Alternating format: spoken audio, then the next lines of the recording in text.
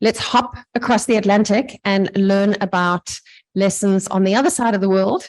Dr. Miriam Seeman, over to you from Bolivia. Well, good evening, everyone. Thank you very much for this kind introduction. I hope you can hear me and I can hope you see the presentation. Well, first of all, it's a pleasure for me to introduce you in a very short way our project Water as a Connector for Resilient Landscapes, which is co-financed by the European Union and the German Corporation. So what we are doing in a nutshell is that the project aims to promote water security with an integrated landscape management approach in Bolivia. So we are basically working in 2 watersheds in the Chiquitania region, which is the northern part of the Santa Cruz department in Bolivia. So what are we doing? Well, basically, we are generating enabling conditions to promote water security with an ILM approach. So by doing so, we are implementing the following 6 components. However, today I will only concentrate on the 3 on the right side. First of all, we are strengthening water climate governance structures at the regional and at the local level. We are developing and testing a financial mechanism as well as on the local level, and we are promoting sustainable business models with an emphasis on technological innovation. Well, needless to say that all 6 components are implemented under the ILM approach. So in the following, I would like to summarize 3 examples how we apply the ILM approach in practice.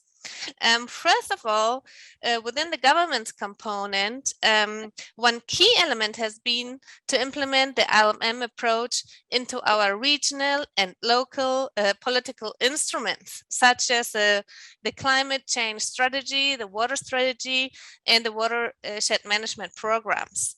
So by doing so, we supported the regional government by developing a subnational NDC roadmap, which has 32 adaptation and mitigation measures. We developed concrete measures for water security.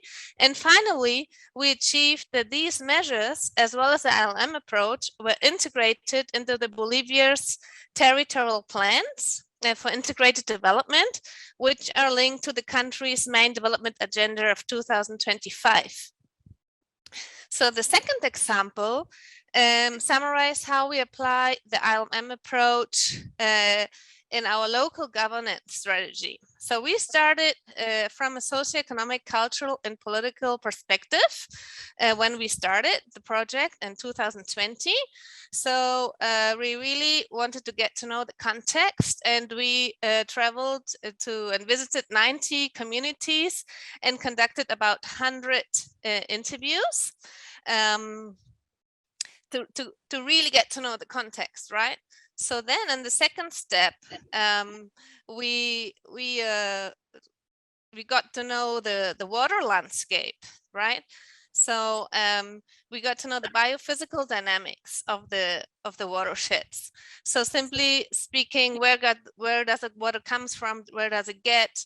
And then we combined these 2 perspectives and these 2 analyses in order to construct landscape units. And these landscape units for us are the governance units, where you can see now. So in this watershed, we constructed 5 landscape units, which are based on existing community structures, mainly indigenous ones. And here we promote stakeholder correlation and dialogue, or as you say, multi-stakeholder fora. And we are defining together with these people actions to promote sustainable livelihoods measures. Obviously, all under the objective to promote health and well-being for all. So the third example refers to the importance of the private sector. So when it comes to the implementation of the water security and the climate change strategies, which I mentioned before, we realize that the private sector really plays an important role. However, we also realize that it creates a space for articulation between the private sector, the productive, and also the financial sector, as well as other local and regional entities. So that is why we established this round table with these different actors in order to discuss and to promote green business models. So this provides a very important space to establish the necessary incentives and also financial mechanisms to support the transition to sustainable and climate resilient business models. So finally, and this is my last slide, I would just highlight 3 key messages based on our lessons learned. So first of all, we think that it's very important to articulate climate change actions with the economic and productive development agendas of the country. So, so they really get political support. Secondly, it is, as I mentioned before, it is very important to determine strategies and action based on local dynamics and interactions. And finally, it's very, very important to have these national financial and private sector involved in order to provide the sustainability of the actions in the place, right? So these are our 3 key messages. Please feel happy to visit our webpage or to contact us if you have any further questions.